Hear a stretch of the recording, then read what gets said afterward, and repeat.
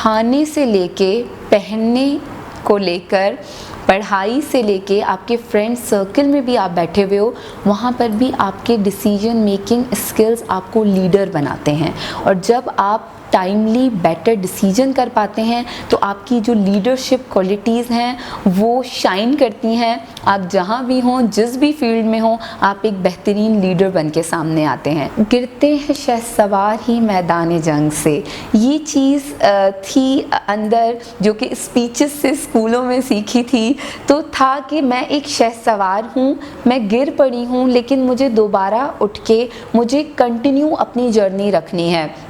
और ये जो हम देखते हैं कि आप जब आप नाकाम होते हैं तो आप टूट जाते हैं, आप परेशान हो जाते हैं। आपकी जो वो रातें होती हैं, जो रात जाग कर, इस्लामाबाद में बहुत सर्दी होती थी, हाथ ठंडे हो जाते थे, लेकिन पढ़ती रहती थी मैं बाहर। मेरी रूममेट काफ़ी डिस्टर्ब होती थी तो मैं रूम से बाहर जाके भी सर्दी में पढ़ती थी, लेकिन मैं पढ़ती ज़रूर थी। इतनी मेहनत के बाद भी अगर आप कुछ अचीव ना कर सकें तो नॉर्मल हमारे बच्चों का, यूथ का यही एटीट्यूड होता है कि वो फिर होपलेसनेस आ जाती है, वो फिर दोबारा कुछ नहीं करते या फिर वो अपने आप को फेलियर समझते हैं।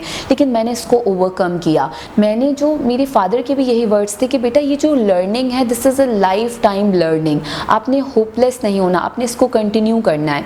फिर मैंने सोचा कि मैं जो अपना मेरा लास्ट टाइम है वो मैं हैदराबाद से आके दूंगी। I will not be there in Islamabad any more. तो वहाँ पर मैंने इंटर्नशिप भी की कायदे आज़म यूनिवर्सिटी से। उसके अलावा कम्युनिटी सर्विसेज भी मैंने वहाँ पर जारी रखी। अपनी ज़िंदगी के पैशन को कभी मत छोड़ें। आप बेशक किसी भी फील्ड में कुछ भी कर रहे हो, आप डॉक्टर बन रहे हो, आप इंजीनियर बन रहे हो, बेशक आप CSS कर रहे हो, क्योंकि हमारे बच्चों को ये सिखाया जाता है course books and only course books. No, if you will not learn societal attitudes, if you will not learn what is happening in the society and what are the challenges, if you will not explore your passion and if you will not follow your passion, this would be very hard for you to perform in your specific field।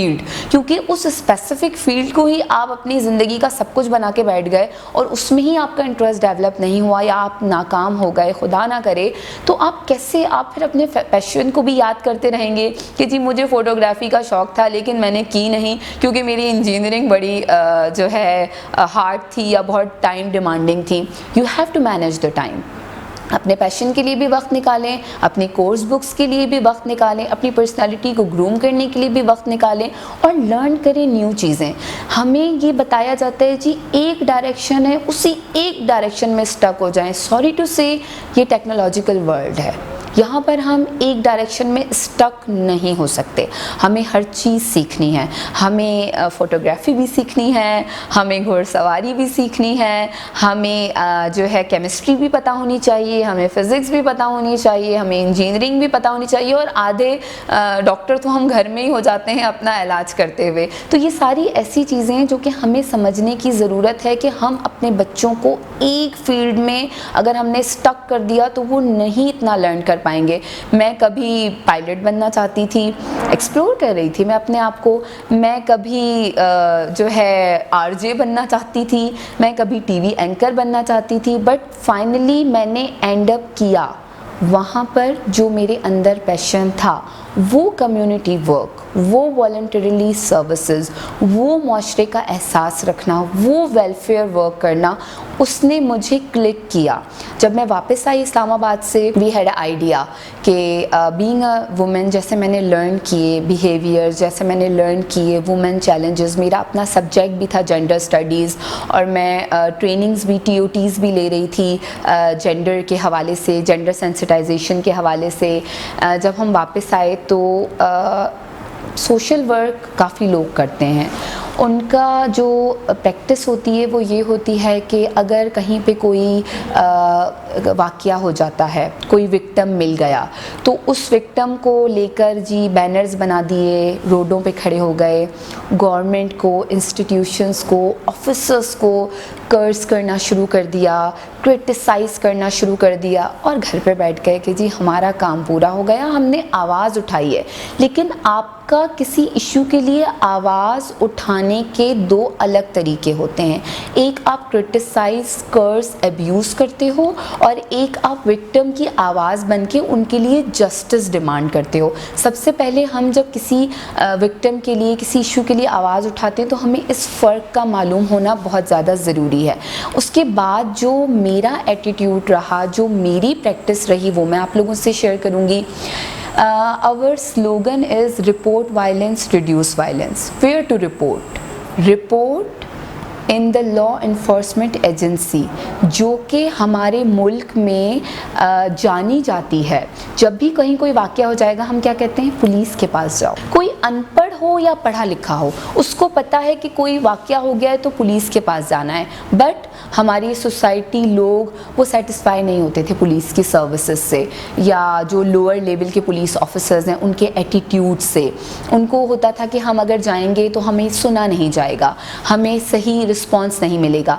तो हमने यही सोचा, मेरी यही सोच थी कि मुझे ऐसा काम करना है कि हमारा जो इंस्टीट्यूशन है उसको स्ट्रेंथन करना है, उसको स्ट्रॉन्ग करना है, उनके साथ कोलैबोरेशन में एटीट्यूडनल चेंज के ऊपर वर्क करना है। जैसा कि मैं ट्रेनर हूँ और मुझे अहमियत मालूम है कि ट्रेनिंग आप सांप को भी करके कंधे पे बिठा सकते हो, आप शेर को भी करके अपने इशारों पे चला सकते हो। तो आप क्यों ना अपने ही मुल्क के उस रिस्पेक्टेबल इंस्टीट्यूशन को पॉलिश करें। आप उनको अपनी जो आपकी एबिलिटीज़ हैं, जो आपके स्किल्स हैं, वो आप उनमें ट्रांसफ़र करें। मैं ट्रेनर हूँ, विक्टिम सपोर्ट किस तरह की जाए। मैं ट्रेनिंग्स देती हूँ जेंडर बेस्ड वायलेंस के विक्टिम्स के साथ किस तरह से बात की जाए, उनकी रिपोर्ट कैसे सुनी जाए, लिसनिंग स्किल्स, कम्युनिकेशन स्किल्स पे काम करना, रिकॉर्ड कैसे मेंटेन किया जाए, डेटा कैसे मेंटेन किया जाए। तो वुमेन प्रोटेक्शन सेल्स की सूरत में हमने सिंध पुलिस के साथ हाथ मिलाया और 2017 में ये सारा काम शुरू किया। और अल्हम्दुलिल्लाह today we have 23 women and children protection cells in Sindh police. और आज तक 7,500 से ज़ायद जो विक्टिम्स हैं उनको रिलीफ मिल चुका है इन सेल्स के ज़रिए।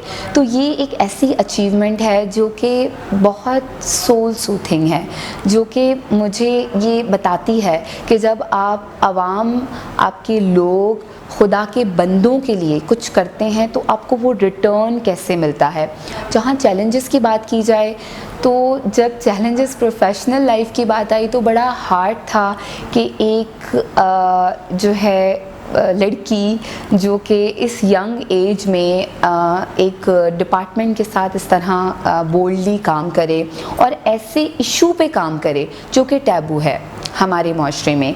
Domestic violence, sexual harassment, early age की जो बच्चियों की शादी कर दी जाती है, उसके अलावा और जो ऑनर किलिंग है, बच्चियों के साथ, औरतों के साथ जो इश्यूज़ हैं, इनके लिए एक औरत का काम करना और वो भी इस यंग एज में इतना इजी नहीं मेरे लिए रहा। मुझे बहुत ज़्यादा चैलेंजेस का सामना करना पड़ा, मुझे बहुत ज़्यादा क्रिटिसिज्म का सामना करना पड़ा।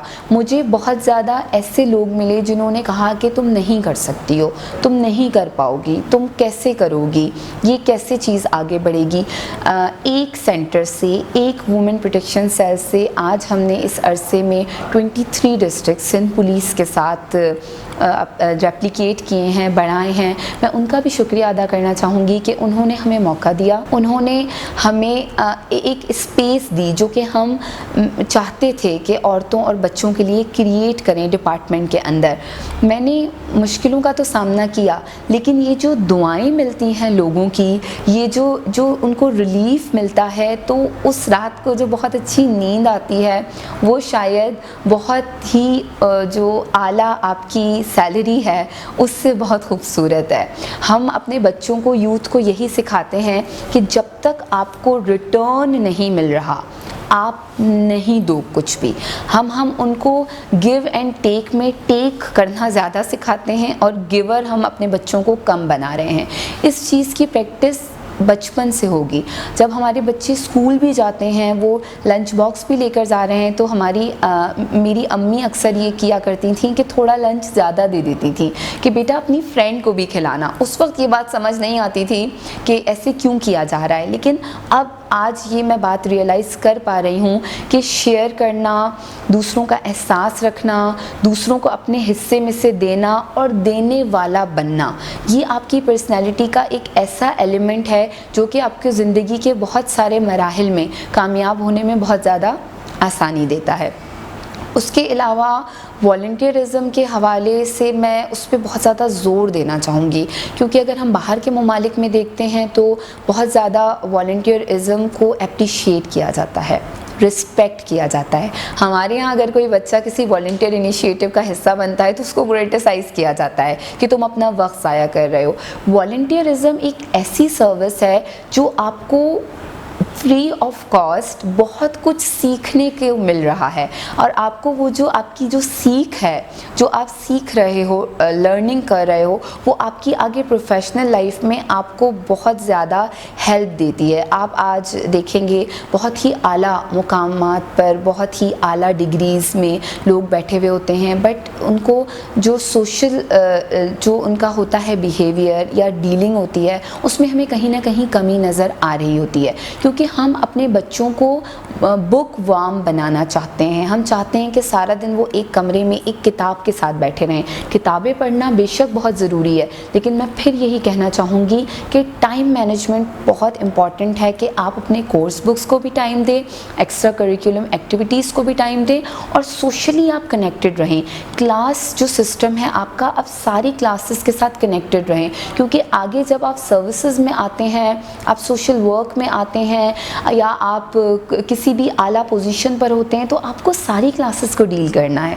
आप सिर्फ उस स्पेसिफिक क्लास को डील नहीं करेंगे जिससे आप बिलोंग करते हैं। जो एंगर बहुत ज़्यादा आ गया है हमारी यूथ के अंदर, जो वो एकदम रिएक्ट करती है। आप रोड्स पे देखें, बाइक चला रहे हैं या गाड़ी चला रहे हैं, उतर के एकदम फाइट करना, रिएक्ट करना, झगड़ा करना, या घर के अंदर या बाहर एटीट्यूड और रिस्पेक्ट इतनी ज़्यादा नहीं नज़र आती है। तो उसके लिए बहुत ज़्यादा ज़रूरी है कि हमारी जो यूथ है वो काम अपने अंदर एटीट्यूड लेकर आए, वो अपने आप को सेल्फ मोटिवेटेड करे। जो होपलेसनेस हर जगह फैली हुई है, अनएम्प्लॉयमेंट है, आप लोग कुछ कर नहीं सकते, या गलत फील्ड ले ली है तो अब आप आगे नहीं बढ़ सकेंगे, इस होपलेसनेस को मैनेज करें। उसके अलावा आपने वॉलंटियरिज़म को हमेशा अपने साथ रखना है। आपको ये नहीं देखना कि आपको मिल क्या रहा है, क्योंकि जब आप दे रहे हो और जब आप खुदा की मखलूक को कुछ दे रहे हो, तो उसकी जो तिजारत है वो खुदा से होती है। आपकी जो आपको रिटर्न मिलेगा वो आपको वहाँ से आएगा, और ऐसी ऐसी जगहों से ब्लेसिंग्स आपको आएंगी कि आप ख़ुद परेशान हो जाएंगे कि मैं शायद वो डिज़र्व भी नहीं करती या डिज़र्व भी नहीं करता। खुदा ने मुझे जो मुकाम दिया है, खुदा ने मुझे जो इज़्ज़त दी है, खुदा ने मुझे जो रिवॉर्ड्स दिए हैं, वो शायद हमारी जो डिज़र्विंग जो पोजीशन होती है उससे भी बढ़ जाते हैं, क्योंकि आप खुदा की मखलूक को सर्व कर रहे होते हो। और उसके अलावा भी आप कोई कारोबार करें, आप कोई काम स्टार्ट करें। जब मैंने women protection centre organisation register करवाई थी, इसका स्टार्ट लिया था, तो उसमें नीयत दो थी। एक थी कि जो पुलिस के साथ कॉज हमने स्टार्ट किया है इसको ज़्यादा से ज़्यादा मजबूत करना है, और दूसरी ये नीयत थी कि कुछ मिले या ना मिले, ज़्यादा से ज़्यादा सर्व करना है। सक्सेस की कोई स्पेसिफिक डेफिनेशन नहीं है। बहुत सारे लोग आपको बताएंगे कि जी आपने अगर CSS कर लिया तो आप सक्सेसफुल हो गए, या आप पॉलिटिक्स में चले गए तो आप सक्सेसफुल हो गए, या आपकी बहुत ज़्यादा सैलरी है तो आप सक्सेस हो गए। नहीं, सक्सेस की डेफिनेशन हर इंसान अपनी खुद बनाता है। मैंने भी अपने सक्सेस की डेफिनेशन खुद एक्सप्लोर की, मैंने अपने पैशन को फॉलो किया। वॉलंटियरिज़म से मुझे कुछ नहीं मिलता था, लेकिन मुझे जो तजुर्बा मिला, जो मैंने लर्निंग की, जो मैंने सोसाइटी को समझा, उसके चैलेंजेस को समझा, और सोसाइटी की नीड क्या है, ये भी जब तक आप सोसाइटी के साथ इंटरेक्शन नहीं करेंगे आपको नहीं पता चलेगा। आप मोबिलाइजिंग नहीं करेंगे आपको ये स्किल्स नहीं आएंगे कि कैसे हमने समझना है सोसाइटी को, कैसे हमने रिपोर्ट मेकिंग करनी है, कैसे हमने ये देखना है कि उसकी नीड क्या है, और सोसाइटी की जो बहुत सारी नीड्स हैं उसमें आप कौन सी कैटेगरी में आते हैं उनको सर्व करने के लिए। सो आई चूज़ कि जो हमारी ख़वातीन के साथ डोमेस्टिक वायलेंस होता है, हरेसमेंट हो रही है, सेक्सुअल हरेसमेंट और इस तरह की बच्चियों के साथ केसेस इश्यूज़ हो रहे हैं, तो हमारे ही अपने इंस्टीट्यूशन के साथ कोलैबोरेशन में कैसे उनको सर्व किया जाए। और सबसे पहले जब हमने ये काम शुरू किया अपने इंस्टीट्यूशन को स्ट्रेंथन करने का, इस मॉडल को इंट्रोड्यूस करने का, इस ट्रेनिंग्स का सिलसिला, ये सब वॉलंटियरिज़म के ज़रिए था। ये शुरू ही हुआ बिना किसी मुआवजे की लालच में। ये शुरू ही ऐसे हुआ कि अपने मुल्क के लिए कुछ करना है। जब मैं ट्रैवल करती थी पाकिस्तान के दूसरे प्रोविंसेस में, और काफ़ी अर्सा दुबई में भी रहने का मिला चांस, तो वहाँ पर लोग पाकिस्तान को बड़ी डिफरेंट नज़र से देखते थे। और ख़ुसूसन सिंध के लिए मुझे ये कहा जाता था आप तो सिंध से आई हैं, वहाँ पर तो बच्चियों को ज़्यादा पढ़ाया नहीं जाता, या वहाँ पर तो हमने सुना है ऑनर किलिंग होती है। और आज मैं ट्रेनिंग देने जाती हूँ मुल्तान में, लाहौर में और डिफरेंट प्रोविंसेस में, प्रोफेसर लेवल और डिफरेंट ऑर्गेनाइजेशन के एम्प्लॉइज़ को, और वहाँ पे मैं ये आखिर में ज़रूर कोट करती हूँ कि सिंध से बेटी आई है आपको पढ़ाने, आपको बताने और आपको ट्रेन करने। कि बहुत ज़्यादा ज़रूरी है कि हम ये सोचें कि जो कॉन्सेप्ट है लोगों का, जो हमारे मुल्क के लिए या हमारे प्रोविंस के लिए या हमारे शहर के लिए, so being a part of that city और being a part of that village, हमने उस कॉन्सेप्ट को कैसे चेंज करना है। क्योंकि उस शहर में से, उस इलाके में से एक इंसान उठेगा तभी वो तब्दीली लेकर आ सकेगा। मुझे कोई अफसोस नहीं है, मैंने ओवरकम किया अपने उस डिप्रेशन के फेस को कि मैं CSS क्यों नहीं कर पाई, और मुझे तो जो है किसी इस तरह सर्विसेज में होकर ही सर्व में कर सकती थी। आप सर्व करने की नीयत रखें, खुदा आपके लिए रास्ते खुद बनाता है।